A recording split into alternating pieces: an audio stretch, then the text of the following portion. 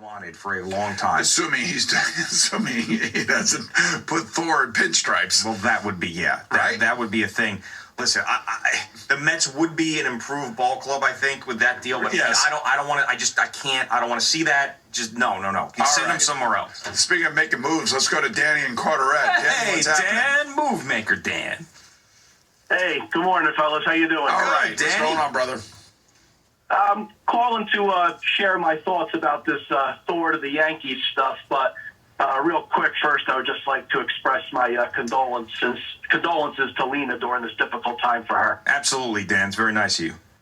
I mean, it's the least I can do, being that I was standing next to her and her husband for about 3 hours at the headliner event this past summer. Yeah, I mean, listen, it was an awesome day and an awesome moment, and I'm happy to have been able to share that day with Lena and her husband, looking back with the sad news this morning.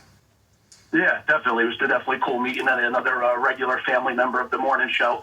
But in regards to Thor, this diehard Yankee fan, this resident Yankee fan of the show, does not want nothing about Thor coming to the Yankees. No way, no how. He has not progressed like many expected him to. There's the possibility he could be injury prone, which is attributed to the fact that he likes to hit the gym and wanted to bulk up. You guys were all over that last season when he was injured because he wanted to embrace the Thor moniker. His identity and his nickname came with the Mets, and you guys are smart enough to know what's the first thing that's going to go if he comes over to the Yankees. Well, the hair and the nickname. Exactly. So then there goes the identity and the moniker that started with our crosstown rivals.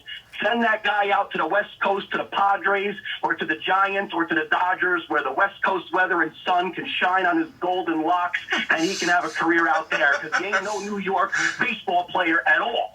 Well, listen, Dan, not a lot of Yankee fans are going to share that opinion, I don't believe. I also think that the Yankee fan loves the idea that one of these high-profile Mets that we all drool over is now going to help them win a World Series. They love that idea. Just like George Steinbrenner loved putting on the pinstripes on Doc and Darryl, and that was such a big thing for him, and he absolutely loved that. Like, the Yankee fan loves taking the Mets' shiny object and making it into something. I will also say, Noah Syndergaard, for the most part, except for the injury-prone year the year before, has actually been a decent Met. He's got an under a 3 ERA.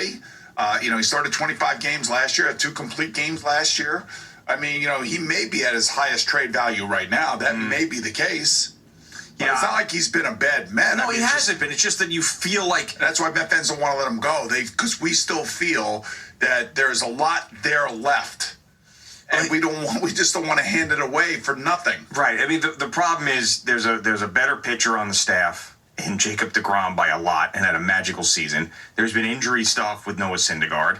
And you feel like consistency-wise, he is someone that gives you a little bit of agita, right? So, I mean, but overall, the guy's great.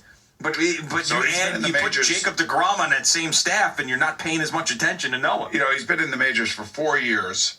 And 3 of those 4 years, he used to start at least 24 games.